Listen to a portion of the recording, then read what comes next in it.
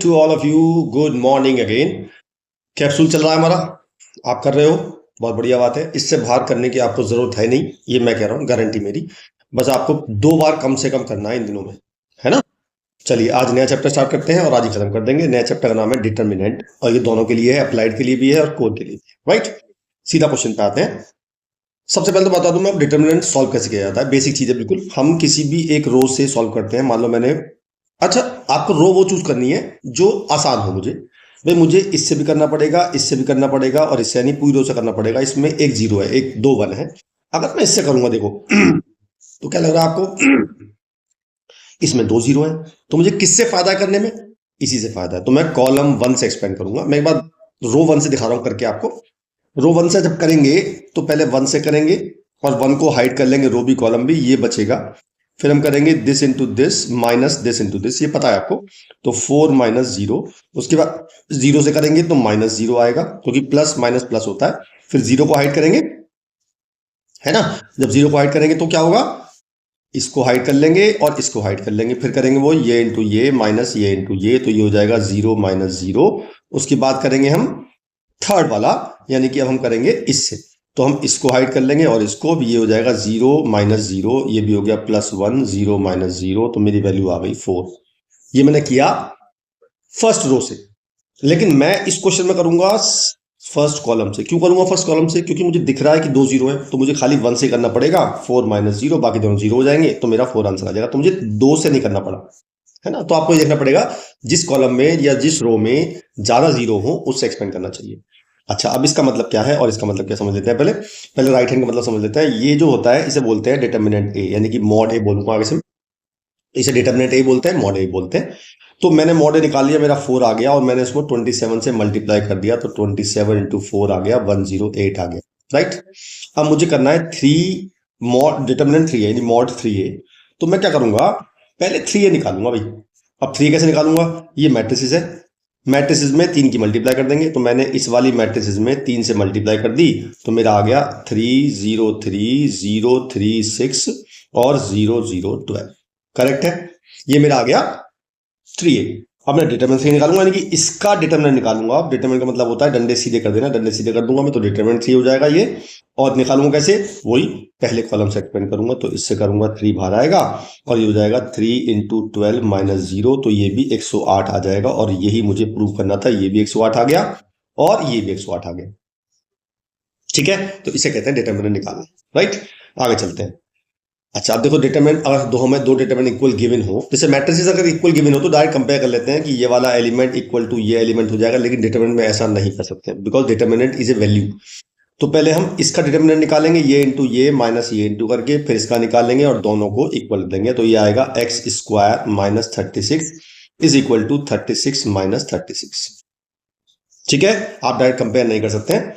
तो ये तो 0 हो गया, तो x² इज इक्वल टू 36 आ गया, तो x की वैल्यू आ गई +-6, मेरा आंसर आ गया। ठीक है, आगे चलते हैं। Now area of triangle. अगर मुझे एक ट्राइंगल गिवन है जिसकी वर्टिसेस हैं x1 y1 x2 y2 और x3 y3, तो मैं इसका एरिया निकालता हूं। तो half x1 y1 1 x2 y2 1 x3 y3 1, इससे मेरा एरिया आ जाएगा। क्लियर है, बहुत बढ़िया।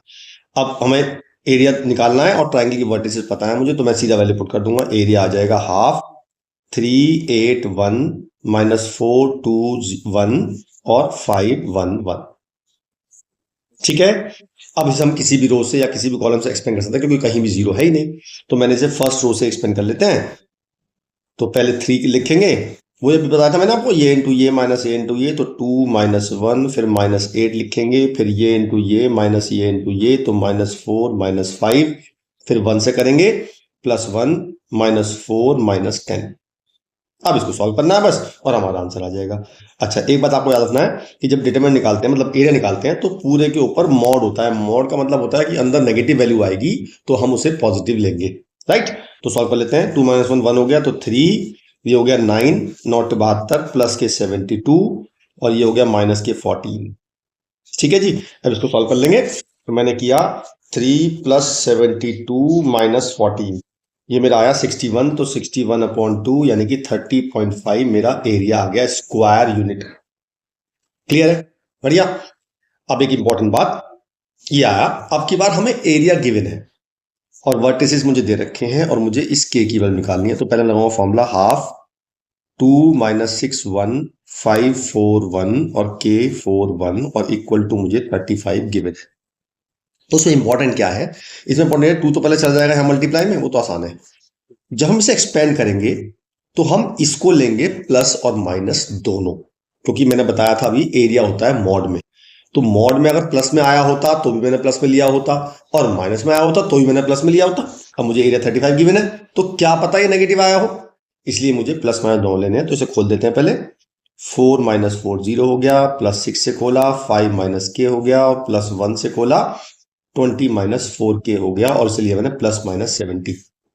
प्लस 70 से अलग सॉल्व करूंगा, माइनस 70 से अलग सॉल्व करूंगा, तो ये तो जीरो ही हो गया। ये हो गया 30 - 6k और plus 20 - 4k is equal to 70 plus minus, तो ये हो गया 50 - 10k इज इक्वल टू, एक बार 70 लिया और 50 - 10k is equal to minus 70 लिया। तो ये आ गया मेरा 10k is equal to -20k आ गया मेरा -2, एक आंसर ये आ गया। और यहाँ आ गया 120 is equal to 10k, k की वैल्यू 12 आ गई। तो 2 आंसर लेने हैं आपने और दोनों आंसर माने, अगर एक भी कम लिखा तो आधे मार्क्स कट जाएंगे आपके। ठीक है, चलिए अगला करते हैं। अब की बार कह रहा है वो ये तीनों पॉइंट्स कोलिनियर हैं और मुझे प्रूव करना है। तो कोलिनियर जब भी होता है तो हम एरिया ऑफ ट्राइंगल को 0 पुट करते हैं। तो एरिया को आपको 0 पुट करना है अगर कोलिनियर गिवन है तो एरिया निकाल लेते हैं। हाफ xy1 a0 1 और 0b1, ठीक है जी, और इक्वल टू मुझे 0 पुट करना है। अब मुझे एक्सपेंड करना है मुझे, तो मुझे दिख रहा है कि पहले कॉलम में एक 0 है तो मैं पहले कॉलम से करूंगा। ये हाफ तो चला जाएगा इंटू 0 में, तो 0 हो जाएगा। पहले x से खोलूंगा 0 - b, फिर माइनस a से खोलूंगा, इसे छुपाऊंगा, y - b is equal to 0। तो ये हो गया माइनस के xb माइनस के ay प्लस के ab इक्वल टू 0। तो xb plus ay is equal to ab, पूरी इक्वेशन को ab से डिवाइड कर देंगे तो मेरा आ जाएगा x upon a plus y upon b equal to 1। मेरा आंसर आ गया, राइट है, बहुत बढ़िया। चलिए जी आगे चलते हैं। अब कोई मैट्रिसेस अगर में सिंगुलर गिवन है, जैसे इसमें लिखा है find x if this is singular, तो आपने कुछ नहीं करना है। अगर कोई मैट्रिसेस सिंगुलर होती है तो उसका डिटर्मिनेंट 0 होता है, तो इसका मॉड निकालना है और आपको 0 पुट करना है। तो इसका मॉड आएगा 3 - 2x x प्लस 1 2 4, इसका डिटर्मिनेंट इक्वल टू 0 रख देंगे बस। तो ये हो जाएगा 12 - 8x minus 2x minus 2 equal to 0। Solve कर लेंगे, 10 is equal to 10x, x की वैल्यू 1 आ गई। क्लियर, आसान चल रहा है अभी तक। नेक्स्ट चलते हैं। अब प्रॉपर्टी आई, कुछ प्रॉपर्टी लिख लो पहले तो आप, मैं लिखवा देता हूं कुछ प्रॉपर्टी। पहली प्रॉपर्टी लिखो कि अगर मुझे कोई मैट्रिसेस गिवन है, मान लो कोई मैट्रिसेस मुझे ये, चलो ये नहीं लिख लेते हैं, ये मैट्रिसेस गिवन है मुझे A और मुझसे पूछा जाएगा, कुछ बातें लिख लेता हूं मैं। पहली बात कि मॉड ऑफ एडजॉइंट A, इसकी वैल्यू होती है मॉड A की पावर n-1, और n क्या होता है, n होता है ऑर्डर। अच्छा ऑर्डर कैसे होता है, मान लो मैट्रिक्स है 3/3 की है, आप कहोगे मतलब तो 3/3 की है तो हम ले लेंगे इसमें n इक्वल टू 3। आप कहोगे अगर ऑर्डर 2 × 3 हो तो क्या लेंगे n, ऐसा पॉसिबल नहीं है क्योंकि डिटर्मिनेंट हमेशा स्क्वायर होता है, कभी भी वो रेक्टेंगुलर नहीं होता, यानी 2/3 नहीं होगा, 3/2 नहीं होगा, या तो 3/3 होगा या 4/4 होगा या 5/5, राइट। तो आपको वही n लेना है। तो mod of adjoint A is equal to mod A की पावर n-1। दूसरा होता है A इंटू एडजॉइंट A, ये होता है मॉड A इंटू I। तीसरा होता है mod of A into adjoint A, ये होता है मॉड A की पावर n। चौथा होता है k A का whole mod is equal to k की power n into mod A। पांचवा होता है A इनवर्स का मॉड होता है 1/मॉड A। और मॉड ऑफ एडजॉइंट A, ये होता है मॉड A की पावर n-1 का स्क्वायर। तो बेसिक तो ये 6 है, आप इन्हें नोट कर लो, बाकी जो आएंगी बताता रहूंगा आपको साथ साथ, ठीक है जी। अच्छा पहला निकालना है हमें, A दिया हुआ है, हमें निकालना है -6a का होल डिटर्मिनेंट। तो मैं यूज करूंगा कौन सी प्रॉपर्टी, प्रॉपर्टी नंबर 4। तो ये हो जाएगा -6 की पावर 3 आएगा क्योंकि n3 है इसमें, और मॉड A आएगा। पहले मॉड A निकाल लेते हैं। तो मॉड A में सीधा निकाल रहा हूं, इसका डिटर्मिनेंट इससे निकाल रहा हूं। तो पहले 3 से करेंगे -4 + 5 प्लस -3 से करेंगे, -4 + 4 और प्लस -1 से करेंगे, तो 10 - 8, तो ये आ गया मेरा 3, ये 0 हो गया, और ये आ गया मेरा कितना 2 - 2, तो मेरी वैल्यू आ गई डिटर्मिनेंट की 1। कुछ भी आ सकती है वैल्यू आपकी, तो आपको यहाँ पुट करनी है -216 × 1, तो -216 ही आंसर आ गया। अगला है a इंटू एडजॉइंट ए, ये होता है मॉड a इंटू आई। मैं लिखवाया आपको, ये वाला फॉर्मूला लगा दिया मैंने, मॉड a मेरा 1 आया है, और आई लेंगे हम आइडेंटिटी मैट्रिसेस, ये बताइए आपको क्या होती है। अगला है एडजॉइंट ऑफ ए, है ना, तो एडजॉइंट ए का फॉर्मूला मैं लगा दूंगा, मॉड a की पावर n-1 का स्क्वायर यानी 1 की पावर 3 - 1 का स्क्वायर यानी 1 की पावर 4, 1 ही आंसर आ जाएगा।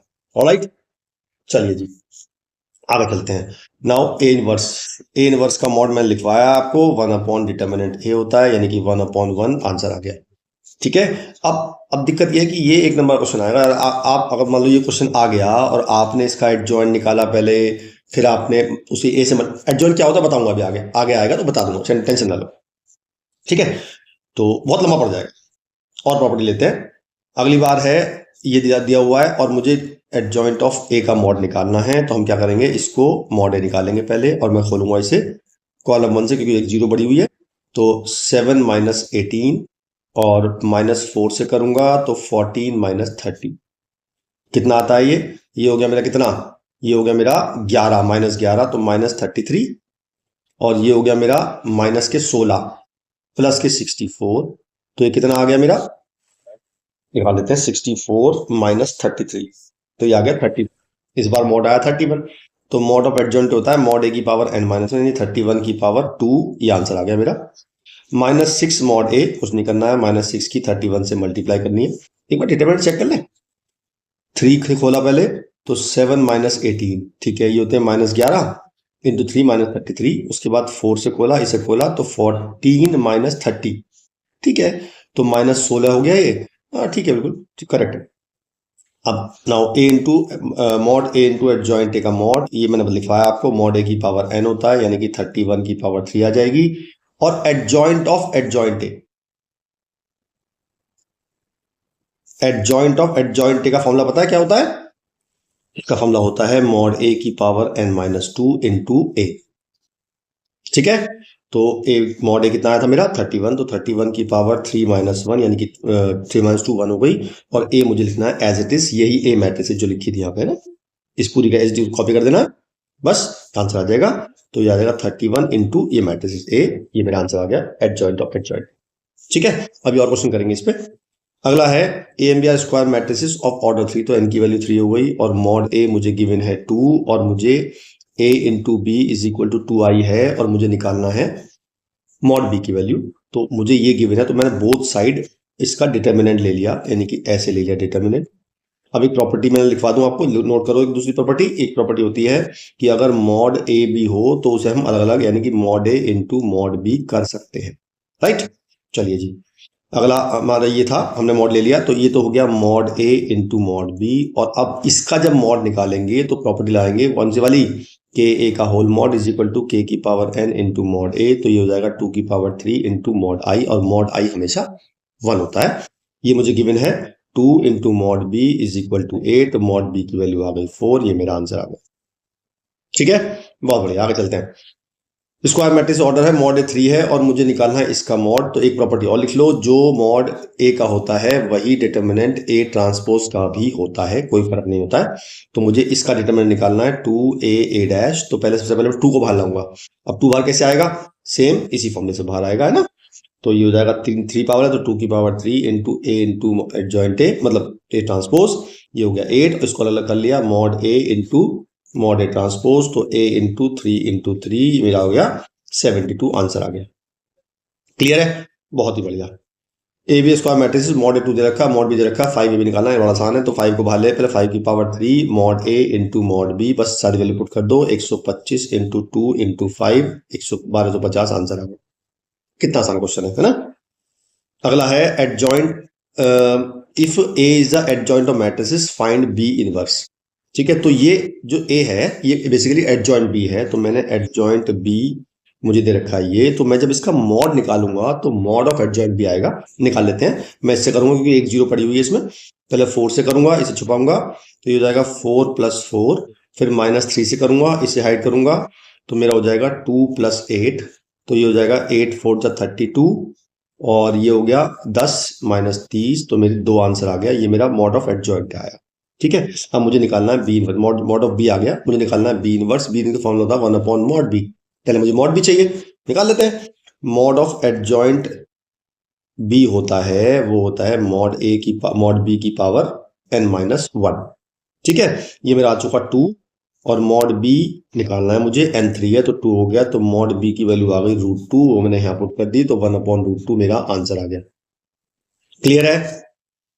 नेक्स्ट है, if a into adjoint A दे रखा है इस बार मुझे, और मुझे ये निकालना है। तो देखो a इंटू एडजॉइंट फॉर्मूला लिखवाया था मैंने आपको, मॉड a इंटू आई, तो मुझे दिख रहा है इसमें से, मैं जब मैं -2 कॉमन लूंगा अंदर बचेगा 1 0 0 0 1 0 0 0 1, इट मीन्स ये हो गया मॉड 2 इंटू आई, और ये कंपेयर करेंगे इससे तो मॉड a की वैल्यू मेरी -2 आ गई। अब इसमें निकालना है मुझे, तो 2 बाहर आएगा, 2 की पावर 3, क्योंकि 3 का ऑर्डर है, और मॉड a ट्रांसपोज का मॉड a के इक्वल होता है, तो 8 इंटू मॉड a की वैल्यू -2 है, तो 8 इंटू -2 -16 आंसर आ गया।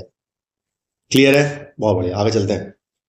मॉड a 4 गिवन है, मुझे ये निकालना है ना, बढ़िया क्वेश्चन। देखो सबसे पहले 2 बाहर आएगा, जब 2 बाहर आएगा तो ये हो जाएगा 2 की पावर, अच्छा मैंने इसमें ऑर्डर नहीं लिखा, आप लिख लो ऑर्डर 3 है, लिखा हुआ आएगा मतलब पक्का है ना। चलिए जी, तो पहले 2 बाहर आएगा, 2 की power 3 mod of adjoint 2a, right, ये तो 8 हो गया। अब एडजॉइंट 2a का मतलब क्या हुआ?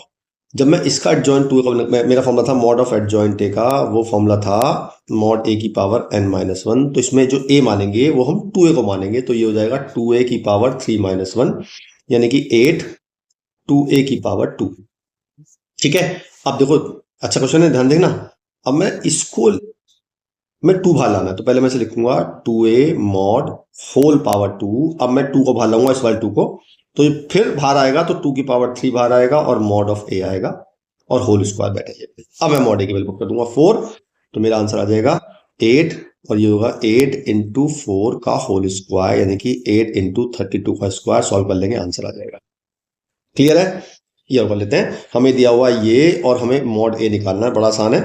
देखो मॉड ये दिया हुआ मुझे, तो मैंने a transpose into a equal to I लिखा, बोथ साइड मॉड ले लिया, इज इक्वल टू आई का मॉड मुझे पता है 1 होता है, दोनों का मॉड अलग अलग कर सकते हैं, mod a transpose into mod a is equal to 1। अच्छा बताया था मैंने, इसका ट्रांसपोज सेम होता है, मतलब इनका मॉड सेम होता है, ये और ये सेम है, तो मैंने x मान लिया इसको, तो x square equal to 1, x की वैल्यू आ गई +-1, मेरा आंसर आ गया, यानी कि मॉड a मेरा आ गया +-1, राइट। बहुत बढ़िया, आगे चलते हैं। अगला है कि x इज इक्वल टू -9, इसका एक रूट है, तो बाकी दो रूट, बाकी रूट बताएं कितने रूट आएंगे। तो सबसे पहले क्या करते हैं, हम एक्सपेंड कर लेते हैं, है ना। तो मैंने एक्सपेंड किया, वैसे तो इसका एक तरीका भी है, मतलब वो प्रॉपर्टी से होता है, वो आपके कोर्स में नहीं है, बट आप एक्सपेंड कर लीजिए सीधा। तो पहले x से करेंगे, तो x स्क्वायर -12, फिर -3 से करेंगे तो 2x -14, और +7 से करेंगे तो 12 - 7x इज इक्वल टू 0 दे रखा है मुझे। इसको सॉल्व कर लेते हैं, तो ये हो गया x³ -12x -6x +42 +84 -49x is equal to 0। तो ये हो गया x³। अच्छा जी, x स्क्वायर की टर्म नहीं है कोई? नहीं है कोई, क्या कर सकते हैं, नहीं तो नहीं है। तो अब ये हो गया 18, और ये 49, तो 18 और 49 कितने होते हैं भैया? 18 + 49 ये होते हैं 67, तो ये हो गया -67x, और इन दोनों का क्या आता है 126 इज इक्वल टू 0। अब इसके एक रूट -9 है, एक बार चेक कर लेते हैं इसका रूट -9 है भी कि नहीं है। तो मैंने -9 पुट किया, तो -9 का क्यूब -67 इंटू -9 + 126, -9 का क्यूब होता है 729, तो -729, और 67 इंटू 9 करेंगे तो आएगा -603, और ये आ गया 126, तो ये 0 आ रहा है ना, ये 0 आ रहा है, इट मीन्स इसका रूट है। अब हम क्या करेंगे, बाकी दो रूट निकालने हैं मुझे, तो अब मुझे निकालना पड़ेगा लॉन्ग डिवीजन मेथड। तो मैं इसको डिवाइड करूंगा x + 9 से, ठीक है, कर लेते हैं डिवाइड, जो रख के देख लिया मैंने, हर काम खत्म हो गया इसका। तो मैंने इसको डिवाइड किया, डायरेक्ट डिवाइड कर लेते हैं। इसको डिवाइड किया x प्लस 9 से, तो पहले x स्क्वायर से करूंगा, तो x क्यूब प्लस के 9x, यहाँ लिख लेता हूँ 9x, क्योंकि 9x स्क्वायर, ये काटा मैंने इससे, ये कट गया, ये साइन चेंज हो गया, तो माइनस के 9x स्क्वायर माइनस के 67x प्लस 126। अब करेंगे माइनस 9x से, तो माइनस के 9x स्क्वायर और माइनस के 81x, ये बोला ये। अब 81 में से 67 गए, तो ये बचे 14, तो बचा 14x प्लस 126 और प्लस 14 से करूंगा, तो 14x प्लस 126 कट गया है। चलिए, अब ये जो यहाँ जो क्वाड्रेटिक आती है क्वेश्चन में, इसके फैक्टर करने हैं आपने, तो बाकी दोनों रूप आ जाएंगे। इसके फैक्टर हो रहे हैं 7 प्लस 2, तो x square minus 7x minus 2x plus 14, तो ये आ जाएगा x माइनस 7 और x minus 2। It means x की दो वैल्यू आ गई 7 और 2, ये मेरा आंसर है। ठीक है, क्लियर है, बहुत बढ़िया, आगे चलते हैं। लिखा है show that the determinant of skew symmetric matrices is zero. अच्छा, ये बात पता होनी चाहिए आपको, किसी भी स्क्यू सिमेट्रिक मैट्रिक्स का डिटरमिनेंट हमेशा जीरो होता है, ये आप प्रूव कर देंगे। What is skew symmetric matrices, बताया था मैंने मैट्रिक्स में कि A ट्रांसपोज अगर माइनस ए के इक्वल है, उसे बोलते हैं स्क्यू सिमेट्रिक मैट्रिसेस। ठीक है, अच्छा इसमें एक बात लिख लीजिए, ऑड ऑर्डर का मतलब इवन ऑर्डर का नहीं, ऑड ऑर्डर का। अगर 3/3 है तो 0 आएगा, 4/4 है तो 0 नहीं आएगा, सिर्फ ऑड ऑर्डर में आएगा। चलिए, तो मैंने पहले इसको लिखा, अब टेकिंग मॉड बोथ साइड, तो मैंने बोथ साइड मॉड ले लिया। अब इसका मॉड तो ए होता है, तो ये मॉड ए आ गया, और इसका -1 बाहर आएगा, तो -1 की पावर ऑड पावर बाहर आएगा, क्योंकि ऑड ये होता है ना, के ए का मॉड होता है के की power n into mod A, तो n इसमें ऑड है, तो -1 की power odd into mod A, -1 की पावर ऑड होता है -1, तो mod A is equal to minus mod A, इसको उधर ले आया, twice mod A is equal to 0, इससे मेरा मॉड ए इक्वल टू 0 आ गया। क्लियर है, बहुत ही बढ़िया। नेक्स्ट चलते हैं, अगला है using cofactors. Now what do you mean by cofactors, बताता हूं आपको। कोफैक्टर्स पहले बताऊंगा माइनस, फिर बताऊंगा कोफैक्टर्स, फिर बताऊंगा एडजॉइंट। ठीक है, बताना था मुझे, बताना मैं बताऊंगा। But what do you mean minor, जैसे इस एलिमेंट का नाम जो होता है, अगर ये मैट्रिसेस है तो इसका एलिमेंट का नाम होता है A11, बताया ना, ये मैट्रिसेस बताया था मैंने आपको। तो जब A11 का हम माइनर निकालेंगे, उसका नाम रखेंगे हम M11। ठीक है, तो M11 निकालेंगे कैसे, हम इसको हाइड कर लेंगे, जैसे डिटरमिनेंट निकालने के लिए करते हैं, इसको हाइड किया, इसको हाइड किया, तो ये इंटू ये माइनस ये इंटू ये। ठीक है, लेकिन इससे मल्टीप्लाई नहीं होगी इस बार, तो मेरा आ जाएगा x y square minus z square x, ये M11 आ गया मेरा। ऐसे ही M12 निकालूंगा, इसको हाइड करूंगा इस बार, है ना। तो जब इसको हाइड करूंगा, तो इसको हाइड किया ऐसे और ऐसे, तो ये हो जाएगा x y minus z x, right. फिर ऐसे ही M13 निकालूंगा, इसको हाइड करूंगा, तो जेड माइनस वाई आ जाएगा। ऐसे ही आपको 9 के 9 माइनर निकालने पड़ते हैं, तो मैंने निकाल लिया। M21 निकालूंगा इस बार, इससे निकालूंगा, है ना, वही तरीका होगा। हाइड करूंगा मैं इसको और इसको, तो ये हो जाएगा x square y minus z square y. ऐसे ही M22 निकालूंगा, इसको हाइड करूंगा, तो x y minus y z. फिर M23 निकालूंगा, तो जेड माइनस एक्स। अब M31 निकालूंगा, तो M31 निकाला मैंने, तो इससे निकालूंगा, तो मेरा आ जाएगा x square z minus y square z. और M32 निकालूंगा, तो इससे निकालूंगा z x minus y z. M33 निकालूंगा, तो वो हो जाएगा मेरा, इससे निकालूंगा z minus x y minus x. ये मेरे सारे माइनस आ गए।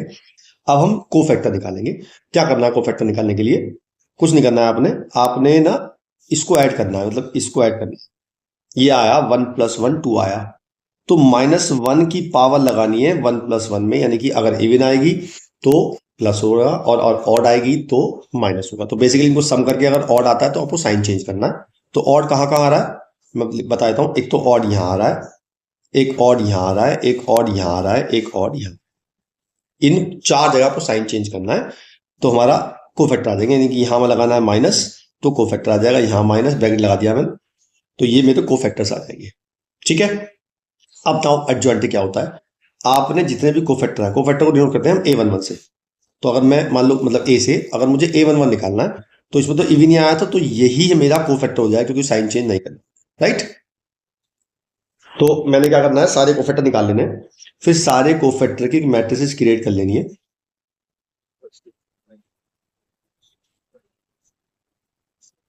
कर ली, और उसका करना है ट्रांसपोज, मतलब जो रो है उसको कॉलम में चेंज करना है, तो जो आएगा उसे बोलते हैं एडजॉइंट है। ऐसे निकालते हैं एडजॉइंट है। क्लियर होगी? नोट कर लिया आपने? मिटा रहा हूं मैं इसे, चाहो दोबारा देख लें, कोई बात नहीं, क्योंकि हम क्वेश्चन कर रहे हैं ये वाला। अब उसने कहा है कि using cofactors element of third column, तो मुझे इस बार थर्ड कॉलम के निकालने हैं बस। ठीक है, तो मैं थर्ड कॉलम उठा सारे मिटा रहा हूं बाकी। थर्ड कॉलम मेरा ये रहा, तो मैंने फर्स्ट थर्ड कॉलम एक तो ये आएगा M13, एक M23 आएगा, और एक M33 आएगा। ये आएंगे तीन माइनस आएंगे।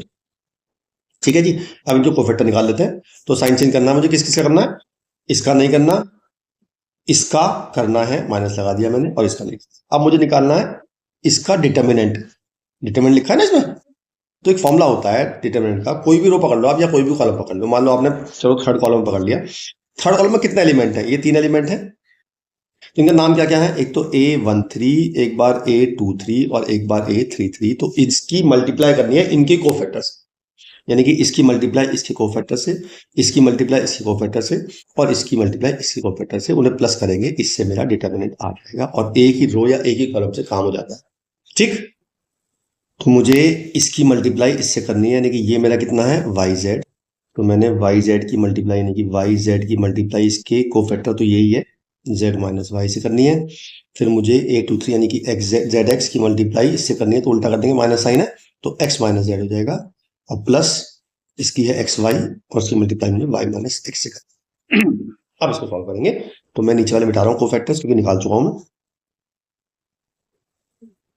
बस अब इसको सॉल्व करना है, और मुझे अब सॉल्व इसलिए करना है कि अलग आंसर या छोड़ दोगे तो मतलब अच्छा सा नहीं लगता ना। सॉल्व करते हैं अच्छे से।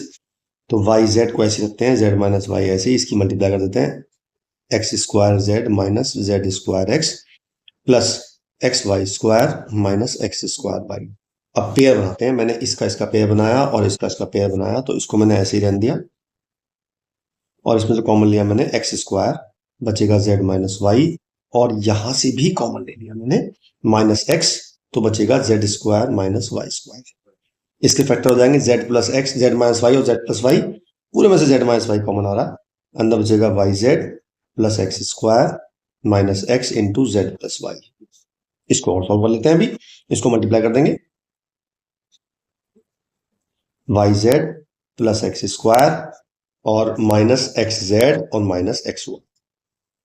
ठीक है, बस अब फिर पेयर बनाते हैं, तो इसका इसका पेयर बनाया, इसका इसका पेयर बनाया, तो ये हो गया मेरा Z माइनस वाई चल रहा है अंदर, और इसमें से कॉमन लिया मैंने Z, बचेगा Y माइनस एक्स, और इसमें से कॉमन लिया मैंने X, तो बचेगा X माइनस वाई, पूरे में से X माइनस वाई कॉमन ले लेते हैं, तो अंदर बच जाएगा X माइनस Z या Z माइनस एक्स, है ना। ये मेरा आंसर आ गया। ठीक है, यहां छोड़। ऑलराइट, चलिए आगे चलते हैं। ये क्वेश्चन बड़ा अच्छा है, कई बार आ ही जाता है, बहुत आसान भी होता है बहुत। इसका आधा पार्ट तो आप कर लेते हो आराम से, मतलब आपको ये चीज प्रूव करनी है तो बड़ी आसान है, तो क्योंकि आपने मैट्रिक्स में किया है। पहले इसका स्क्वायर निकालो A इंटू ए से, फिर A क्यूब निकालो A स्क्वायर इंटू ए से, और फिर सारी वैल्यूज यहां पुट कर दो, और आई होता है 1 0 0 0 1 0 0 0 1, और आपका 0 आ जाएगा। ये आसान है। ठीक है, उसके बाद का काम बता रहा हूं मैं आपको। आपको A इनवर्स निकालना है, और हैंस लिखा है, हैंस का मतलब होता है इस इक्वेशन को यूज करके ही A इनवर्स निकालना है आपको। तो पहले आप इक्वेशन लिखेंगे ये वाली,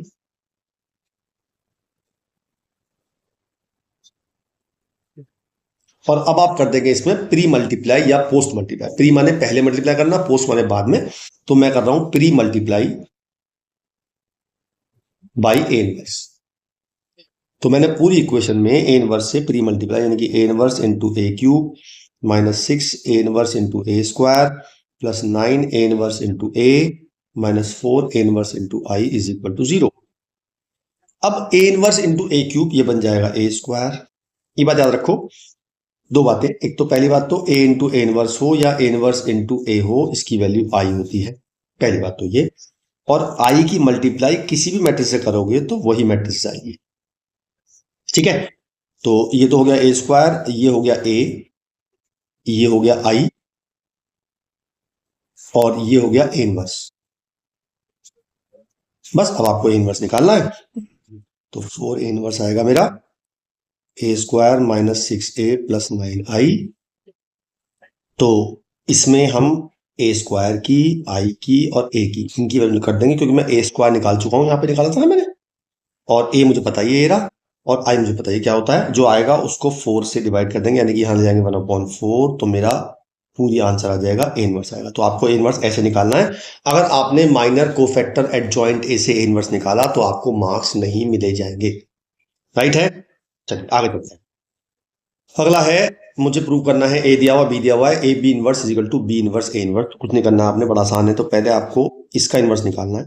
इसके एडजॉइंट का एक डायरेक्ट मेथड बताता हूं मैं, पर वो एप्लीकेबल नहीं है, केवल चेक करने के लिए, और ये 2/2 के लिए होता है बस। ठीक है, वैसे तो हम ए इनवर्स निकालेंगे सीधा सीधा। पहले निकालेंगे एडजॉइंट ए, और 1/mod ए इंटू एडजॉइंट ए, ये होता है ए इनवर्स। ये फॉर्मूला होता है, ये नोट कर लो। लेकिन 2/2 का शॉर्टकट होता है। जो हमारा डायगोनल है ये वाला, इसका करना है आपने प्लेस चेंज, और जो ये वाला डायगोनल है इसके करना है साइन चेंज। इसका करना है प्लेस चेंज और इसका करना है साइन चेंज। तो सीधा सीधा मेरा एडजॉइंट आ जाएगा। यानी कि अगर मैं इसका एडजॉइंट निकालूं तो मेरा आ जाएगा 5, तो प्लेस चेंज कर दिया और इसका साइन चेंज कर दिया, तो ये मेरा आ गया एडजॉइंट डायरेक्ट। ये चेक करने के लिए, राइट है। चलिए अब निकालना कैसे है, वैसे वही, पहले माइनर, फिर कोफैक्टर, फिर एडजॉइंट और फिर मॉड निकाल लेते हैं। तो पहले हमने मॉड ए निकाल लिया। मॉड ए मेरा आ गया this into this minus this into this, यानी कि 15 माइनस 14 1 आ गया। अब हमने निकालेंगे माइनस, तो m11 निकालेंगे, तो हम m1 में से छुपा लेंगे ऐसे ऐसे, तो ये आ जाएगा मेरा 5। फिर m12 निकालेंगे, वो आ जाएगा 7। m21 निकालेंगे, वो आ जाएगा मेरा 2। फिर m22 निकालेंगे, वो मेरा आ जाएगा 3। ठीक है, अब कोफैक्टर निकालने के लिए हम इसका साइन चेंज नहीं करेंगे, इसका करेंगे और एक इसका करेंगे। तो मेरे कोफैक्टर आ गए, a11 आ गया 5 ही रहा, a12 आ जाएगा -7, a21 आ जाएगा -2 और a22 आ जाएगा 3। इसका बना लेंगे हम एडजॉइंट ए, यानी कि सारे कोफैक्टर को लिख के उसका ट्रांसपोज कर देंगे, उससे मेरा एडजॉइंट ए आता है। तो मेरा एडजॉइंट आ गया 5 -7 -2 3, देखो यही आ गया। ठीक है, पर 2/2 के लिए केवल ये। अब मॉड ए हम निकाल चुके 1, तो हम निकालेंगे ए इनवर्स। ठीक है, तो मेरा ए इनवर्स आ जाएगा 1 ही रहेगा, यही मेरा ए इनवर्स आ गया, क्योंकि मेरा मॉड ऑफ ए 1, राइट। चलिए जी, अब हमें ऐसे 3 बार करना है। पहले ए का निकालना जैसे निकाला है मैंने, फिर आपको बी का निकालना है जैसे मैंने निकाला है, ऐसे निकालना है, फिर आपको ए इंटू बी करना है, यानी कि इन दोनों की मल्टीप्लाई करनी है। तो पहले ए इंटू बी निकाल लेते हैं। ए इंटू बी करेंगे, इसकी मल्टीप्लाई इससे करेंगे, तो ये आ गया 18 प्लस 16, 18 प्लस 16, ये आ गया 34। फिर इसकी इससे करेंगे, तो ये आ जाएगा 21 प्लस 18, ये आ जाएगा 39। फिर इसकी इससे करेंगे, तो आ जाएगा 42 प्लस 40, ये आ गया 82। और फिर इसकी इससे करेंगे, मेरा आ जाएगा 49 प्लस 45, ये मेरा आ गया 49 प्लस 45, ये मेरा आ गया 94। ठीक है जी, तो जैसे बताया मैंने, ए का इनवर्स निकाल लिया, ये आ गया। फिर आपने ऐसे ही बी का इनवर्स निकालना है, आ जाएगा। फिर आपने इसको कुछ मान लेना है, के मान लिया, और के का इनवर्स निकालना है। फिर तीनों वैल्यूज यहां पुट कर देनी है, और आपका RHS और LHS इक्वल आ जाएगा, और यही आंसर है। क्लियर है, आसान क्वेश्चन है, टेक्निकल चीज नहीं है। अगला है चेक द कंसिस्टेंसी। अब ये आ गया मेरा लीनियर इक्वेशंस आ गया, जिसमें हम मैट्रिक्स मेथड यूज करते हैं। क्या मैट्रिक्स मेथड होता है, मान लो इक्वेशन दी हुई है 3 आपको ये, तो पहले हम 3 मैट्रिक्स बनाते हैं, A B और X। ठीक है, A बनती है XYZ के कोफिशिएंट से, यानी कि 1 1 1 1 2 3 और 1 4 7। B बनती है इक्वल टू, मुझे दे रखा है 6 14 और 30, और X जिसकी वैल्यू मुझे निकालनी। और इसका आंसर निकालने के लिए हम करते हैं, सबसे पहले लिखते हैं A into B is equal to A into x is equal to B. वो क्यों लिखा मैंने बताता हूं मैं आपको। A into x is equal to B क्यों लिखा मैंने आपको, क्योंकि जब मैं इसकी मल्टीप्लाई इससे करूंगा तो यही तीन इक्वेशन आ जाएंगी और इक्वल टू में ये रख दूंगा, मतलब ये इंटू ये करूंगा तो ये इक्वेशन आ जाएंगी, इक्वल टू में रख दूंगा तो तीन इक्वेशन आ जाएंगी। अब मुझे x निकालना है तो मैं बोथ साइड प्री मल्टीप्लाई कर दूंगा a इनवर्स से, तो मेरा x की वैल्यू आ जाएगी a इनवर्स b। तो मुझे क्या करना है, पहले इसका इनवर्स निकालना है। इनवर्स कैसे निकलेगा, minor cofactor adjoint a mod a inverse, फिर उसकी मल्टीप्लाई b से कर देनी है तो आपकी x y z की वैल्यू आ जाएगी। ये तो हुआ सॉल्यूशन। अब what do mean by consistency, इसे चेक करने के लिए हमें क्या करना पड़ता है, हमें निकालना पड़ता है मॉड a पहले, मतलब इसका डिटर्मिनेंट। अब या तो इसका डिटर्मिनेंट 0 आएगा या 0 नहीं आएगा। अगर नहीं आया तो इसे बोलते हैं यूनिक सॉल्यूशन और ये कंसिस्टेंट होता है। अगर 0 आ गया फिर हम इसका एडजॉइंट a निकालेंगे पहले, उसकी मल्टीप्लाई b से करेंगे, वो भी या तो 0 आएगा या नहीं आएगा। अब आप कहोगे तो मैट्रिक्स बनेगी। अब मैट्रिक्स 0 कैसे आ सकती है, जब उसके सारे एलिमेंट 0 आएंगे तब 0 माना जाएगा। अगर वो 0 नहीं आता है तो इसे बोलते हैं नो सॉल्यूशन और ये होता है इनकंसिस्टेंट। और अगर 0 आ गया इसे बोलते हैं इनफाइनाइट सॉल्यूशंस और ये भी कंसिस्टेंट ही होता है। क्लियर हुई बात। तो कंसिस्टेंसी चेक करनी है तो आपको ये सब करना है, और अगर सॉल्यूशन निकालना है तो आपको ये करना है। बात समझ में आई, वाह बढ़िया, समझ में आ रहा है आपके। चलिए जी अब क्वेश्चन करने वाला, कंसिस्टेंसी चेक करनी है मुझे, तो मैं इसको मिटा देता हूं पूरा। मैंने ए बी तो बना लिया था मैंने, तो ए भी तो बना लेते हैं पहले, तो चाहिए मुझे। तो सबसे पहले हम ए बना लेते हैं, तो वही हमारा था 3 और इसका डिटर्मिनेंट निकाल लेते हैं पहले। अब डिटर्मिनेंट निकालने के लिए हम एक्सपेंड कर देंगे सीधे 1 से, तो 1 आ जाएगा 14 माइनस 12, माइनस 1 से करेंगे 7 माइनस 3 और प्लस 1 से करेंगे 4 माइनस 2, तो ये आ गया मेरा 2, ये आ गया 4 और तो 4 में से माइनस 4 और ये आ गया मेरा प्लस के 2, ये तो 0 आ गया। अब 0 आ गया तो दो रास्ते हमारे पास, हम या तो इनफाइनाइट सॉल्यूशन होगा या नो सॉल्यूशन होगा। तो पहले हम एडजॉइंट ए निकालेंगे इसका। अच्छा ये काम आप कर लो, या वैसे चलो निकाल लेते हैं। एडजॉइंट ए निकालने के लिए पहले माइनर निकालेंगे, फिर कोफैक्टर, फिर उसका ट्रांसपोज करेंगे। तो मैं कोफैक्टर डायरेक्ट निकाल रहा हूं इस बार, तो मैं इसका निकालूंगा तो 14 माइनस 12 2 आएगा, प्लस ही लेंगे क्योंकि इवन है, प्लस करके 1 + 1। फिर ये करेंगे तो इसे छुपाएंगे तो 7 माइनस 3 4 आएगा और माइनस 4 लिया जाएगा। फिर इससे करेंगे तो 4 माइनस 2 2 आएगा, प्लस लिया जाएगा। फिर इससे करेंगे तो 7 माइनस 4 3 माइनस 3 लिया जाएगा। फिर इससे करेंगे 7 माइनस 1 6 आएगा, प्लस का लिया जाएगा। फिर इससे करेंगे 4 माइनस 1 3 आएगा, माइनस के 3 लिया जाएगा। फिर इससे करेंगे 3 माइनस 2 1 आएगा, प्लस का लिया जाएगा। फिर इससे करेंगे तो 3 माइनस 1 2 आएगा, माइनस 2 लेंगे। फिर इससे करेंगे तो 2 माइनस 1 1 आएगा। ये मेरा एडजॉइंट आ गया, ट्रांसपोज करने के बाद आएगा। तो पहले हम इसका ट्रांसपोज कर लेते हैं, तो मेरा फाइनल एडजॉइंट जो आएगा वो आ गया मेरा 2 माइनस 4 2 माइनस 3 6 माइनस 3 1 माइनस 2 1। अब ये आया एडजॉइंट, तो मैं करूंगा एडजॉइंट इनटू बी, यानी बी मेरा ये रहा 6 14 और 30 से मल्टीप्लाई कर दूंगा। तो मल्टीप्लाई कर लेते हैं साथ साथ, तो इसकी इससे करूंगा पहले इस कॉलम से, तो 12 माइनस 42 प्लस 30, देखो 0 आ रहा, 0 आ गया तो सही बात है। अब इसकी कर लेते हैं इससे, तो मेरा आएगा माइनस के 24 14 6 84 प्लस 84 और ये आएगा माइनस से 60, ये भी 0 आ गया देखो, है ना। फिर इससे कर लेते हैं, तो 12 माइनस 42 प्लस 30, ये भी 0 आ रहा है, तो तीनों 0 आ रहे हैं। इट मीन्स ये आ गई 0, और 0 आता तो क्या होता था, इनफाइनाइट सॉल्यूशन, यानी कि कंसिस्टेंट है ये। अगर इसमें से एक भी एलिमेंट 0 ना आता तो ये नॉन 0 होता, तब होता ये नो सॉल्यूशन। राइट, क्लियर, बहुत बढ़िया, आगे चलते हैं। अच्छा अब ये काम आप खुद करेंगे, बता रहा हूं कैसे करना है। देखो हमें ए दिया हुआ है, बी दिया हुआ है, मुझे ए बी का होल इनवर्स निकालना। तो दो तरीके हैं, एक तो लंबा तरीका ये है कि पहले आप इस बी का इनवर्स, बी इनवर्स का इनवर्स निकालोगे तो उससे बी आ जाएगा। फिर आप ए इंटू बी निकालोगे और फिर इसका इनवर्स निकालोगे। लंबा तरीका होगा, थोड़ा सा एक शॉर्टकट लगाते हैं। तो मैं ए बी का फॉर्मूला होता है B inverse into A inverse. अब बी इनवर्स तो मुझे दे रखा है, तो मैं सिर्फ इसका इनवर्स निकालूंगा और मल्टीप्लाई कर दूंगा। बट बी केयरफुल, लगा रहा हूं स्टार, बी इनवर्स पहले आएगा, वरना मार्क्स मतलब गलती आएगा तो 0 आएगा। क्लियर है बात। तो आपने खुद करना है ये योरसेल्फ, ठीक है जी। पहले बी इनवर्स दे रखा है, पहले ए का इनवर्स निकालेंगे, फिर बी इनवर्स इंटू इनवर्स कर देंगे तो आपका आंसर आ जाएगा। राइट, आगे चलते हैं। नाउ केस स्टडी लेते हैं 2, उसके बाद क्लास एंड करेंगे। चलते हैं, अगर लेते हैं 2 केस स्टडी। तो पहली केस स्टडी कह रही है कि the company produces 3 product each day. चलो जी, तो उसने लिखा है XYZ denote the quantity of first second third, ये गिवन है हमें। It means X first quantity है, Y सेकंड क्वांटिटी है और Z थर्ड क्वांटिटी है, और टोटल प्रोडक्शन 45। इट मीन्स पहली इक्वेशन बन गई मेरी X plus Y plus Z is equal to 45। ये तो सिंपल है।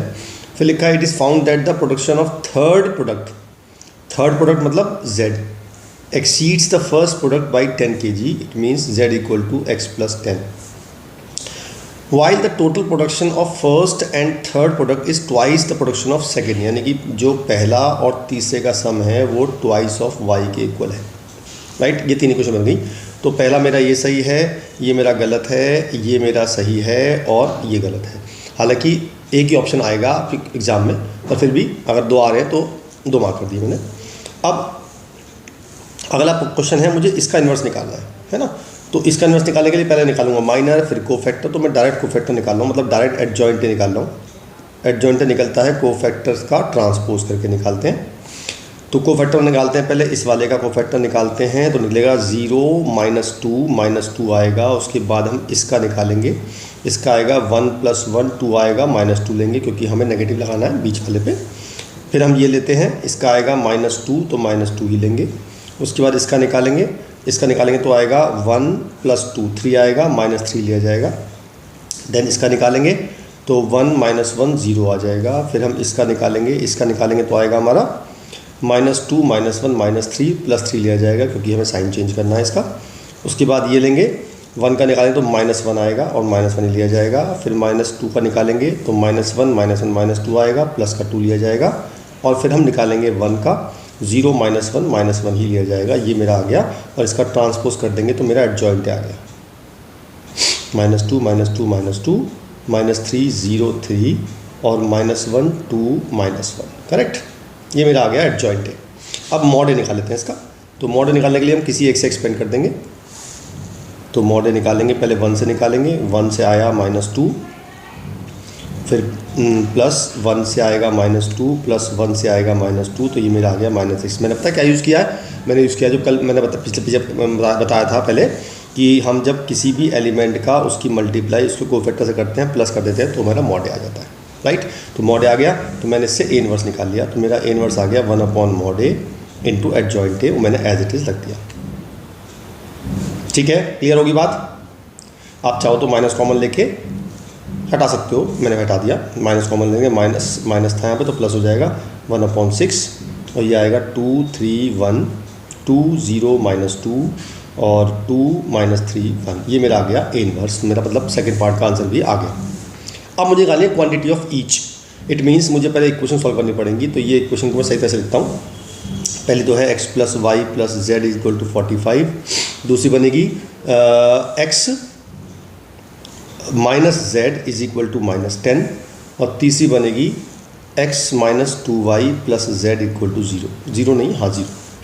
अब इसकी बनाते हैं 3 मैट्रिसेस A, B और X, जो बताया था मैंने आपको। A बनेगी 1 1 1 1 0 -1 और 1 - 2 1। B बनेगी जो इक्वल टू में गिवन है 45 - 10 0 और X बनेगी जिसकी वैल्यू हमें निकालनी है, वो पता ही है आपको, x y z। और मुझे तीनों की वैल्यू निकालनी है, तो मैं क्या करूँगा, आंसर होता है x = A इनवर्स B।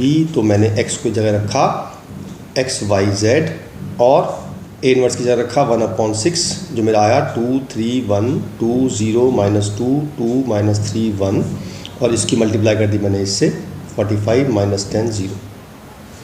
तो इसको मल्टीप्लाई कर लेते हैं, 1/6 बाहर चली रहा है तो ये आएगा 90 - 30। फिर ये आएगा 90 और -0 जाएगा, 0 जाएगा और दूसरा आएगा 90 + 30। तो ये मेरा आ गया 1/6। ये आ गया 60 90 120, 6 से डिवाइड कर दिया तो ये आ गया 10 15 और 20। इट मीन्स x की वैल्यू मेरी आ गई 10, y की आ गई 15 और z की आ गई 20। तो मेरी तीनों वैल्यू आ गई। इट मीन्स मेरी तीनों क्वांटिटी भी आ गई। अब मुझे निकालना है रेशो, निकालना है x ratio y ratio z। तो निकाल लेते हैं सिंपल। तो x रेशो y से जाएगा 10:15:20। आप चाहो तो 5 से डिवाइड कर दोगे तो 2:3:4 आ जाएगा। ये मेरा आंसर होगा। क्लियर बिल्कुल। बढ़िया, अगला चलते हैं, एक केस स्टडी और लेते हैं। लिखा है 3 friends A B C have some stones with them, total number of stones are 18। तो मैंने मान लिया कि ए के पास x है, बी के पास y है, सी के पास z है ना। तो टोटल क्वांटिटी मेरी कितनी है 18, तो x plus Y plus Z is equal to 18, ये पहली इक्वेशन बन गई। लिखा है if A gives 2 stone to C then total number of stones of A and B is equal to the number of stones in C. देखिए अगर ए के पास x थे और ए ने 2 स्टोन सी को दे दिए, इट मीन्स ए के पास बच गए ये और सी के पास बच गए z+2 क्योंकि 2 ऐड हो गए उसमें, और b के पास सेम ही रहे y, और लिखा है the stone of A and B equal to total number of C. तो मैंने x ए के और b के ऐड कर दिया इक्वल टू z+2। तो दूसरी क्वेश्चन बन गई मेरी x plus Y minus Z equal to 4। ये मेरी पहली क्वेश्चन थी, ये मेरी दूसरी क्वेश्चन बन गई। अब तीसरी चलते हैं। If C gives 3 stone to A, अब की बार क्या हुआ, सी ने 3 स्टोन ए को दे दिए, तो सी के पास हो गए इतने और ए के पास हो गए इतने, और A will have double the number of stone C, तो ए के पास जो है वो डबल हैं सी के। It means x minus 2z is equal to 6 और 3 माइनस 9। तो तीसरी क्वेश्चन मेरी ये बन गई। ठीक है जी, लिखा है right the relation between x y and z। तो ये 3 रिलेशन आ गए, 1 2 और 3, पहले पार्ट का आंसर आ गया। Right all the relation matrices form P X is equal to Q रख देते हैं। तो p बनाता हूँ मैं, जो x y z का कोफिशिएंट है, यानी कि 1 1 1, ये तो इसका बन गया। फिर दूसरी ये बना लेता हूँ मैं 1 1 माइनस 1, तीसरी बना लेता हूँ मैं 1 0 माइनस 2, और x होता है मेरा x y z, और इक्वल टू में गिवन है मेरे पास 18 4 और माइनस 9। ये मेरी दूसरा आंसर आ गया। Find the inverse of matrices p। अब मुझे p का इनवर्स निकालना है, तो वही सेम तरीका, मैट्रिसेस निकालेंगे, मतलब वो एडजॉइंट निकालेंगे डायरेक्ट और उसका ट्रांसपोज कर देंगे। तो 1 का निकालेंगे पहले, तो ये हो जाएगा -2 ले लेंगे। फिर इसका निकालेंगे -2 + 1, तो -1 और +1 लेंगे क्योंकि नेगेटिव लेना है मुझे यहाँ पे। और ये निकालेंगे 0 -1 लेंगे। फिर ये निकालेंगे -2, तो +2 ले लेंगे। फिर हम ये निकालेंगे -2 -1 -3 रहने देंगे। फिर इसका निकालेंगे, तो ये निकालेंगे 0 -1 यानी -1 +1 ले लेंगे। फिर हम इसका निकालेंगे -1 -2। फिर इसका निकालेंगे -1 -2 +2 ले लेंगे। उसके बाद लास्ट इसका निकालेंगे 1 -1 0 आ जाएगा, उसको ट्रांसपोज कर देंगे, मेरा एडजॉइंट आ गया। तो -2 1 -1 2 -3 1 -2 2 0, ये मेरा आ गया एडजॉइंट ए। अब निकालेंगे मॉड ए, सेम तरीके से एलिमेंट्स की मल्टीप्लाई कोफैक्टर से, यानी कि 1 × -2 + 1 × 1 + 1 × -1, तो ये हो गया -2 + 1 -1, तो ये आ गया -2। तो मेरा ए इनवर्स आ गया -1/2 और बाकी सब एज इट इज़। ठीक है जी, ये मेरा ए इनवर्स आ गया, यानी कि मेरे थर्ड पार्ट का आंसर भी आ गया। Find the number of stones on A B C, तो वही सेम तरीका हम लगाएंगे x is equal to P inverse Q. तो x तो मेरा हो गया x y z, p inverse मैं निकाल चुका हूँ -1/2 -2 2 -2 1 -3 2 -1 1 0, और ये है मेरे पास, कितना था मेरे पास, ये 18 4 -9। बस इसको मल्टीप्लाई कर देंगे तो मेरी x y z की वैल्यू आ जाएगी। कर लेते हैं एक बार। तो -36 + 8 और +18, 18 -12 -18, और ये आएगा मेरा -18 और प्लस के 4, तो ये आ गया मेरा -1/2। ये आ गया 18 और 8 26, यानी कि -10। ये आ गए -12 और ये आ गए -14। 2 से डिवाइड कर दिया तो मेरे पास आ गए 5 6 और 7। तो इट मीन्स मेरे पास ए के पास 5 थे, बी के पास 6 और सी के पास 7। मेरा आंसर आ गया सारे आंसर। तो ऐसे होते हैं केस स्टडी। अच्छा, केस स्टडी में कुछ नया नहीं होता है, बस आपको एक एक करके स्टेप्स करने होते हैं और आपके आंसर आ जाते हैं। ठीक है, नाउ नेक्स्ट। अब ये क्वेश्चन अभी हम कर चुके हैं, आप खुद करें, 2 क्वेश्चन कर चुके सेम ऐसे ही। ये ए दिया हुआ है और ए का इन्वर्स निकालना है, वो आप निकाल लोगे, ये आपका काम है। इस बार मैं आपको दे रहा हूँ होमवर्क कि आपको इसका ए इन्वर्स निकालना है। पहले कोफैक्टर, फिर ट्रांसपोज, फिर मॉड ए। उसके बाद हमारी इक्वेशन है x + y + 2z = 0, x + 2y - z = 9 और x - 3y + 3z = -14। तो इसके बनाएंगे P Q P X is equal to Q. तो पी मेरा होगा 1 1 2 1 2 माइनस 1 1 माइनस 3 3 और x होगा मेरा एक्स वाई जेड और q मेरा सेम 0 9 माइनस 14। ठीक है जी, तो ये मेरा आंसर आ जाएगा, इससे आप निकाल लोगे आराम से। ठीक है, अब इसमें चेंजेस क्या आते हैं? पहले चेंजेस तो ये आता है कि अगर मान लो, देखो इस बार तो देखो आप देख रहे होंगे कि जो ये वाली मैट्रिसेस है वो या तो इससे मैच करेगी पक्का, या इसका ट्रांसपोज होगा।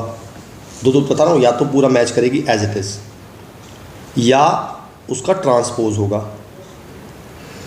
या रो में इंटरचेंज होगा। मान लेते हैं, चलो पहले इसे कर लेते हैं हम। फिलहाल जो है मैच तो नहीं कर रहा हमारा, लेकिन ट्रांसपोज मैच करा। चेक करो एक बार, 1 1 1 1 1 1 1 2 माइनस 3 और 2 माइनस 1 3। ठीक है जी, पूरा मैच कर रहा है ट्रांसपोज। तो हमने इसका इन्वर्स निकाला था, याद है आपको? अभी निकलवाया था मैंने, ये इन्वर्स निकाला, आपने निकाल लिया ना। चलो एक बार आंसर चेक करो अपना, चलो चेक करो आंसर अपना। पहले इसका निकालेंगे, तो एडजॉइंट निकाल लें डायरेक्ट हम। तो हमने निकाला ट्रांसपोज इसका, तो पहले इसका निकाला, तो 6 माइनस 3 आ गया, प्लस का 3 ले लिया। फिर इसका निकाला 3 प्लस 6 9 आ गया, माइनस 9 ले लिया। फिर इसका निकाला -1 -4 -5 भी ले लिया। फिर इसका निकाला 3 + 1 4 -4 लिया। फिर इसका निकाला तो ये लिया 3 - 2 1 + 1 ले लिया। फिर इसका निकाला -1 -2 -3 + 3 ले लिया। फिर हमने इसका निकाला -3 -2 -5 भी ले लिया। फिर इसका निकाला -3 और -1 -4 + 4 लेंगे। और फिर लास्ट इसका निकाला 2 - 1 1 1 लेंगे। देखो आपका यही आया एडजॉइंट, चेक करो अपना। तो निकल के यहाँ रख देंगे हमारा आंसर। अच्छा, अब देखो क्या है हमारा जो इनवर्स आएगा, इसका इनवर्स पहले मॉड निकाल लेते हैं। मॉड ए आएगा एलिमेंट, यानी कि 1 × मतलब तीनों को 1 से ऐड, मतलब इन्हें प्लस कर देंगे सीधे को। 1 × 3 + 1 × -9 + 1 × -5, तो ये आ गया 14 11 -11 आया मेरा इसका डिटरमिनेंट।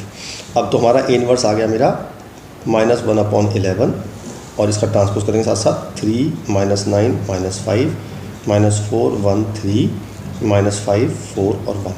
करेक्ट है, बिल्कुल ठीक है। बस अब आपको लिखना है। अब देखो यहाँ चेंज क्या था, मैं ये बता रहा था कि क्या चेंज है। तो मैच आएगा, मैच तो नहीं है, ट्रांसपोज है। तो एक प्रॉपर्टी होती है कि जो ए इनवर्स का ट्रांसपोज का इन्वर्स होता है वो हमारा ए इनवर्स के ट्रांसपोज के इक्वल होता है। ठीक है, तो जो हमारा ये मैच कर रहा है ये इसका ट्रांसपोज है। किसका? इसका ट्रांसपोज है, और इसका इन्वर्स निकाल चुके हैं हम। तो जब हमारा आंसर होगा x = P इनवर्स Q, यानी कि इसको रखेंगे हम इसका इन्वर्स इंटू 0 9 -14। अब देखो आपको दिख रहा होगा कि ये जो मैट्रिसेस है ये हमारा ए का ट्रांसपोज है। तो ए का ट्रांसपोज होल इनवर्स इंटू ये करेंगे, राइट। और इसकी वैल्यू इसके इक्वल होती है, तो हम ए इनवर्स का ट्रांसपोज रख देंगे, यानी कि ए इनवर्स का ट्रांसपोज और इंटू ये ए इनवर्स हम निकाल चुके हैं, उसका ट्रांसपोज कर देंगे, यानी कि इसका ट्रांसपोज कर देंगे, तब मेरा आंसर आ जाएगा। और आप पूरा करिएगा इसे, 3 - 4 -5 -9 1 4 और -5 3 और 1, है ना। इसकी मल्टीप्लाई से कर देंगे, हमारा आंसर आ जाएगा। अच्छा, कभी कभी क्या होता है कि रो इंटरचेंज होंगी। मतलब क्या होगा, मान लीजिए हमें इसमें दिया हुआ है, यहाँ जो दिया हुआ है, यहाँ मुझे ऐसे दिया हुआ है 1 1 2 1 -3 3 और 1 2 -1। कभी कभी ऐसा होता है कि ये ए दे दिया आपको, और इसका मतलब इसकी जगह ये दे दिया, और आपसे इसका इन्वर्स पूछ लिया, और फिर इक्वेशन सॉल्व करा ली यही वाली। तो आप ये देखोगे कि भाई देखो यहाँ पे क्या हो रहा है, फर्स्ट रो के सेम है, लेकिन सेकंड और थर्ड इंटरचेंज है। तो आप क्या करोगे, आप ये करोगे कि इस वाले को लिख लेंगे हम सेकंड लाइन में। तो उससे हमारा क्या होगा, हमने लिख लिया, ये हटा दिया हमने यहाँ से, और हमने लिखा पहले इक्वेशन लिखी एज इट इज़, दूसरी हमने ये लिखी अब x - 3y + 3z = -14 और x + 2y - z = 9। अब क्या होगा, अब जो इसका p बनेगा वो बिल्कुल सेम ये बनेगा। तो ऐसा करना पड़ सकता है, आपको ध्यान दीजिएगा, ऐसा करना पड़ सकता है। क्लियर है? चलिए जी आगे चलते हैं, इस वीडियो का आखिरी क्वेश्चन लेते हैं। बड़ा इंपॉर्टेंट क्वेश्चन है, कई बार आता है ये। तो वो कहता है ए और बी हमें दिए हुए हैं और ए इंटू बी निकालना, तो पहले ए इंटू बी निकाल लेते हैं भाई। तो मैं सिंपल मल्टीप्लाई कर रहा हूँ, इसकी मल्टीप्लाई से करेंगे तो ये हो जाएगा -4 और 4 0 और 8 आ गया, यहाँ आएगा 0 0 0 8 0 0 0 8। हमेशा जब भी ऐसे क्वेश्चन आएंगे तो उसमें आई बनेगा हमेशा, ये मतलब कोई भी मल्टीपल आई बनेगा। तो मेरा ए इंटू बी बन रहा है 8i, ठीक है। तो अगर एक फॉर्मूला नोट करो कि अगर A into B is equal to K I होता है, तब दो मतलब होते हैं, या तो ए का इन्वर्स होता है 1/k इंटू बी, या बी का इन्वर्स होता है 1/k इंटू ए। क्लियर है? ठीक है, ठीक है। ये दोनों फॉर्मूले आपको नोट करने हैं। अब क्या करना है, हमें इक्वेशन दे रखे हैं, ये 3 इक्वेशन दे रखे हैं, तो हम इसे बनाते हैं पी क्यू। तो P बनेगा मेरा 1 - 1 1 1 - 2 -2 और 2 1 3, और मेरा Q मतलब P X is equal to Q, तो Q बनेगा मेरा 4 9 और 1, और X बनेगा मेरा XYZ, और इसका आंसर होता है PQ is equal to X, PX is equal to Q. तो हमारा वैल्यू आती है X की P इनवर्स इंटू क्यू। अब देखो आप जो P है मेरा, देखो P को ध्यान से देखो, और P हमेशा इन दोनों में से एक से मैच करेगा। तो मेरा P जो है वो B से मैच कर रहा है, इट मीन्स P और B इक्वल है। तो मुझे यहाँ पे P की जगह B रखना है, तो B इनवर्स Q रख दूंगा, राइट, क्योंकि B और P इक्वल है। अब B इनवर्स मुझे निकालना नहीं है, अगर आपने B इनवर्स निकाला तो आपको मार्क्स नहीं मिलेंगे, आपको B इनवर्स यहाँ से निकालना है। K मेरा इस क्वेश्चन में K मेरा 8 है और A मुझे गिवन है ये रहा, तो मैं 1/8 इंटू, यानी कि B इनवर्स जो आएगा 1/8 इंटू ये आएगा, ये आपको डायरेक्ट रखना है। क्लियर है? क्लियर है? बस आपको यहाँ रखना B की जगह 1/8, और ये था मेरा 4 -4 4 -4 4 4, और ये आएगा मेरा -7 13 और ये आएगा 5 -3 -1। बस इसकी मल्टीप्लाई आपको Q से करनी है। Q मेरा है 491, तो इसकी मल्टीप्लाई कर देते हैं। ये आएगा -16 + 36 + 4, ये आएगा -28 + 9 + 3, और ये आएगा 20 -27 और -1। ठीक है जी, तो इसको सॉल्व कर लेते हैं। तो 1/8, तो ये आ गया मेरा 40 में से 16 गए 24, 28 में से 12 गए कितने 16 माइनस के, और 20 में से 28 गए माइनस के 8, इसको 8 से डिवाइड कर देंगे तो 3 - 2 1 -1 आ गया। तो मेरी x की वैल्यू आ गई 3, y की वैल्यू आ गई -2 और z की वैल्यू आ गई -1। ये मेरा आंसर आ गया। ऑलराइट है, तो डिटर्मिनेंट पूरा इसी से आएगा, बस आपको इसके अलावा कुछ भी करने की ज़रूरत नहीं है। हाँ, 2 बार हो जाए 3 बार तो कहीं और से आप कोई सैम्पल पर ट्राई कर सकते हो। तो आप देखना कि सारे क्वेश्चन इसी टाइप के होंगे 101%, राइट। फिर मिलता हूँ नेक्स्ट चैप्टर के साथ, तब तक के लिए बाय बाय। ये कहते हैं क्रैमर्स रूल, ये कोर में नहीं है, केवल अप्लाइड में है, राइट।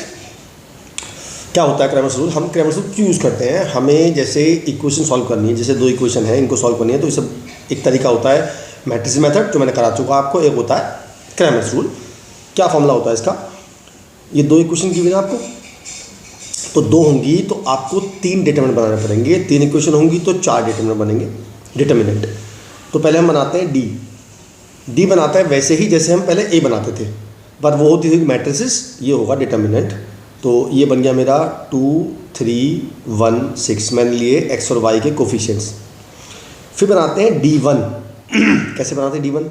ये जो पहली कॉलम है ना, इसको रिप्लेस कर दो इस कॉलम से, तो आपका D1 बन जाएगा, यानी कि ये बन जाएगा 10 4 3 6। ऐसे ही D2 बनाने के लिए गैस करो क्या करना पड़ेगा? बिल्कुल सही गैस किया आपने, सेकेंड कॉलम को इंटरचेंज करना है इसी कॉलम से, यानी कि ये बन जाएगा 2 1 10 4। अब आपको इन तीनों की वैल्यू निकालनी है। 2/2 बड़ा आसान होता है, तो इसकी वैल्यू आएगी 12 - 3 यानी कि 9 वैल्यू आएगी। इसकी वैल्यू आएगी 60 - 12 यानी कि 48 वैल्यू आएगी, और इसकी वैल्यू आएगी 8 - 10 यानी कि -2 वैल्यू आएगी। तो x की वैल्यू होती है D1/D, यानी कि D1 है मेरा 48 और D है मेरा 9, और y की वैल्यू आएगी D2/D, D2 है मेरा कितना है -2 और D1 है मेरा 9।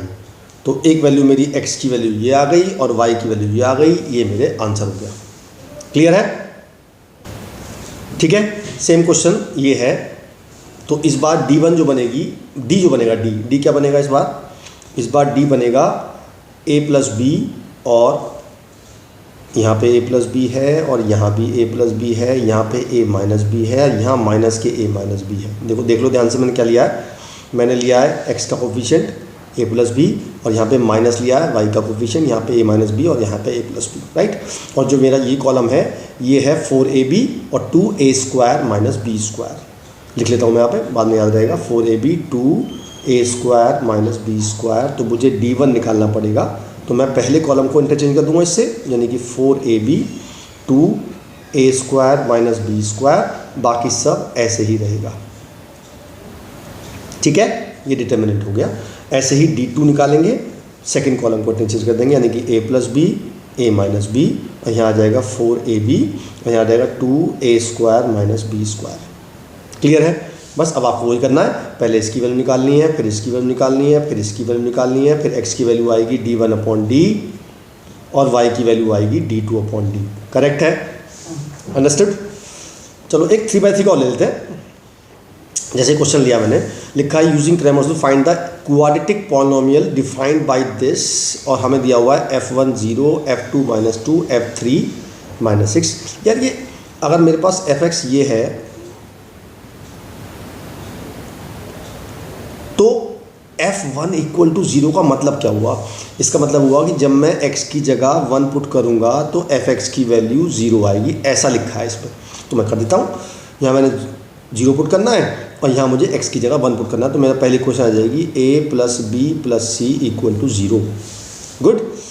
अगला है f2 = -2। अब की बार x को 2 पुट करना है और f2 को -2 पुट करना है। तो मैंने पुट किया x को 2, तो 4a plus 2b plus c = -2। Same ऐसे ही 3 पुट करना है इस बार, तो 9a plus 3b plus c = -6। अब ये 3 इक्वेशन बन गई। तो सेम जैसे हम यहाँ बनाते थे 3 डिटर्मिनेंट, मैंने आपसे कहा था अगर 3 इक्वेशन होंगी तो बनेंगे 4 डिटर्मिनेंट। बना लेते हैं चारों। पहले बनाते हैं d, सेम 1 1 1 4 2 1 9 3 1, ये तो बन गया मेरा d। फिर निकालेंगे D1, वो बनेगा कैसे? मुझे इस वाले कॉलम को इंटरचेंज करना है, यानी कि ये हो जाएगा यहाँ पे और बाकी सब ऐसे ही रहेगा। ठीक है, ऐसे ही D2 निकालेंगे। D2 निकालेंगे तो मेरा हो जाएगा ये वाला कॉलम ऐसे ही रहेगा और ये कॉलम इंटरचेंज होगा इस बार, राइट। ऐसे ही मैं D3 निकालूंगा, इस बार थर्ड कॉलम इंटरचेंज होगा। 1 4 9 as it is, 1 2 3 as it is और 0 -2 -6 ये आ गया। अब इन चारों की वैल्यू निकालनी पड़ेगी आपको।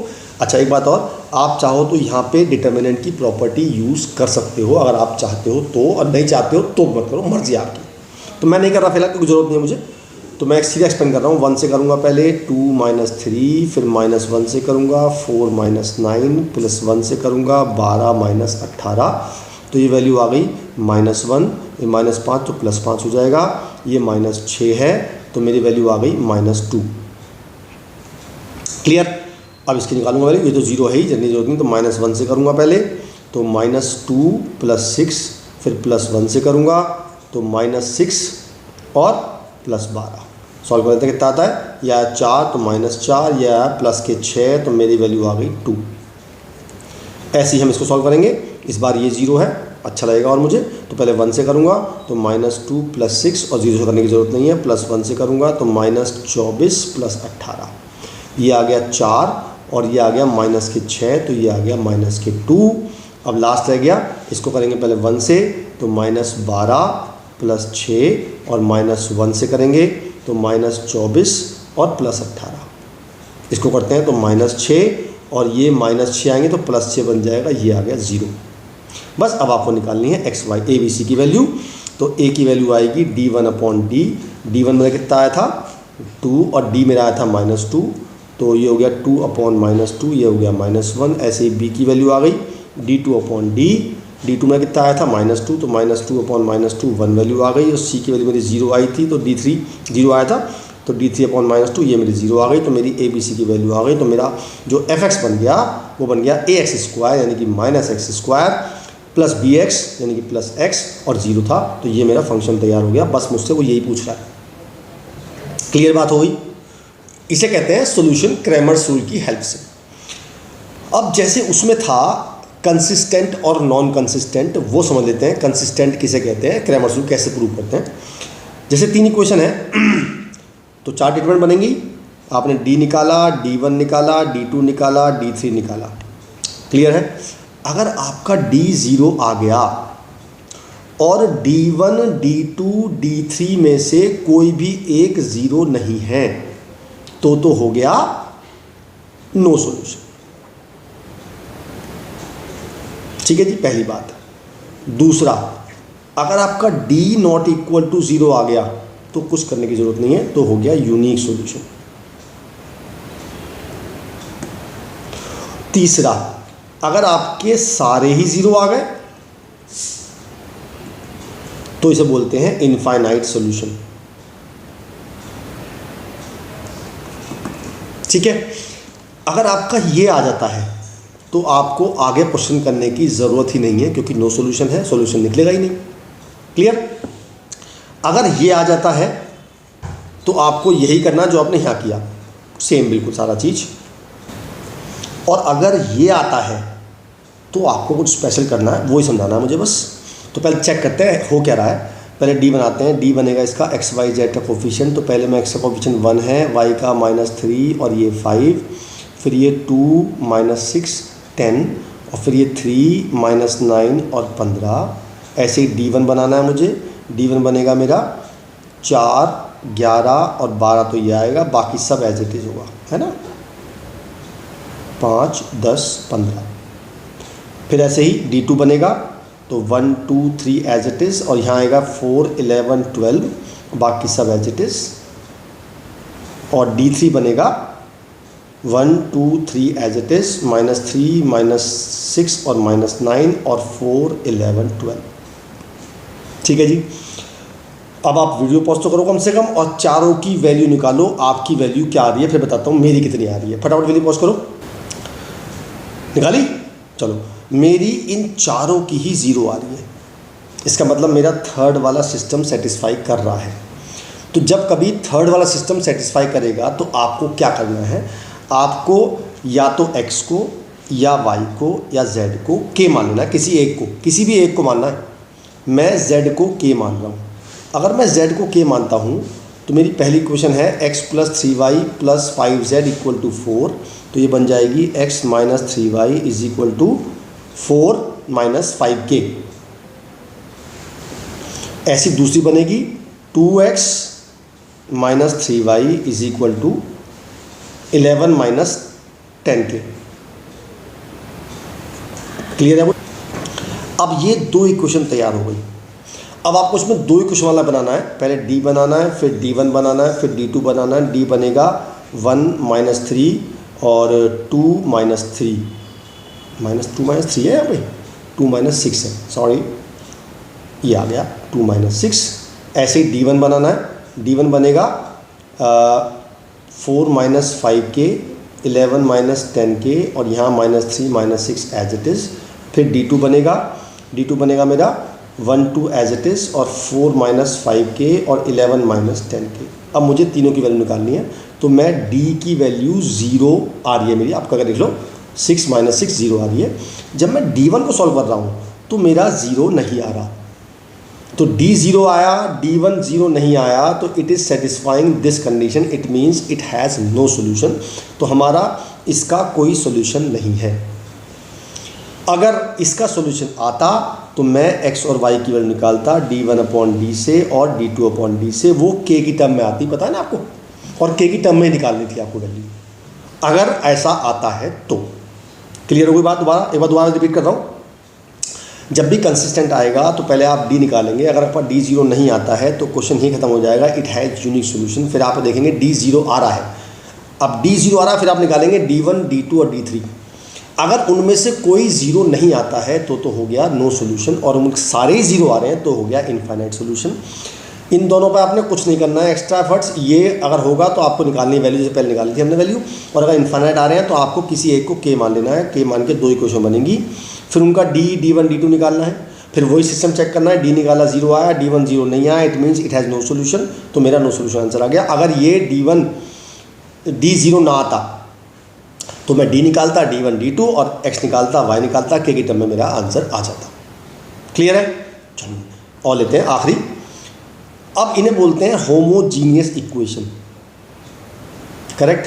जब तीनों में इक्वल टू 0 होगा उसे बोलते हैं होमोजीनियस इक्वेशन। इसमें दो ही तरह के सॉल्यूशन होते हैं, एक तो ट्राइवल सॉल्यूशन होता है और एक होता है नॉन ट्राइवल सॉल्यूशन। अब ये ट्राइवल सॉल्यूशन क्या होता है? जब x इक्वल टू 0 होगा, y इक्वल टू 0 होगा और z इक्वल टू 0 होगा, तब उसे बोलते हैं ट्राइवल सॉल्यूशन। और जब x y z 0 नहीं आएंगे, not equal to 0, y not equal to 0 और z नॉट इक्वल टू, इसे बोलते हैं नॉन ट्राइवल सॉल्यूशन, राइट। तो जब भी ट्राइवल सॉल्यूशन होगा तो मेरा d जो होगा वो 0 नहीं होना चाहिए। अगर d 0 नहीं आता है तो it is a trivial solution, so x equal to 0, y equal to 0, z equal to 0। और अगर हमारा d 0 आ जाता है तो फिर हम वही करेंगे जो हमने यहाँ किया, हम किसी एक को k मानेंगे। करके देख लेते हैं, पहले इसका d निकालते हैं। इसका d मेरा आ रहा है 3 1 -2 1 1 1 1 -2 1। इसको सॉल्व कर लेते हैं तो ये आ जाएगा 3 से 1 + 2 और -1 से ये आएगा 1 - 1 और -2 से -2 - 1, तो ये आ गया 3 3 9, ये 0 हो गया और ये हो गया +9, तो ये 18 आ गया। नॉट इक्वल टू 0 आया, it means it has trivial solution, means x equal to 0 है, y इक्वल टू 0 है और z इक्वल टू 0 है, दैट्स ऑल। दूसरा लेते हैं एग्जाम्पल। इसमें मेरा जो d बनेगा वो बनेगा 1 1 - 1 1 1 - 1 1 -2 1 और 3 6 - 5। इसका वैल्यू निकाल लेते हैं। तो पहले 1 से करते हैं तो आ जाएगा 10 -6 -1 से करेंगे, -5 -3 -1 से करेंगे, 6 + 6 तो ये आ गया 4, 8 में से 1 गया +8 और -12, तो ये मेरा 0 आ गया। अब 0 आ गया तो आपको क्या करना है, किसी एक को k मान लिया। तो मैंने z को k मान लिया। जब मैंने z को k मान लिया तो मेरी जो इक्वेशन बन गई, पहली को बनेगी मेरी x + y = k और दूसरी बनेगी x - 2y = -k। ठीक है जी, बस आपको निकालनी है x और y की वैल्यू, k की टर्म में आ जाएगी, दोनों को माइनस करते हैं सीधा सीधा, तो ये हो जाएगा 3y = 2k। तो y की वैल्यू आ गई 2k/3, y की पुट कर देंगे यहाँ पे तो x की वैल्यू आ जाएगी, x आ जाएगा मेरा k - 2k/3, यह आ जाएगा k/3। तो मेरी x की वैल्यू आ गई k/3, y की वैल्यू आ गई 2k/3 और z को मैंने k माना ही था, तो आप कह सकते हैं x ratio y ratio z = 1:2:3। बस इतना छोड़ना है अपने आंसर। ठीक है जी, तो आपका डिटरमिनेंट पूरा हुआ। ये इससे ज़्यादा क्वेश्चन करने की ज़रूरत नहीं है, सब कुछ इसमें है इंक्लूड, डोंट वरी, बढ़िया पेपर जाएगा, टेंशन मत लो। All the best.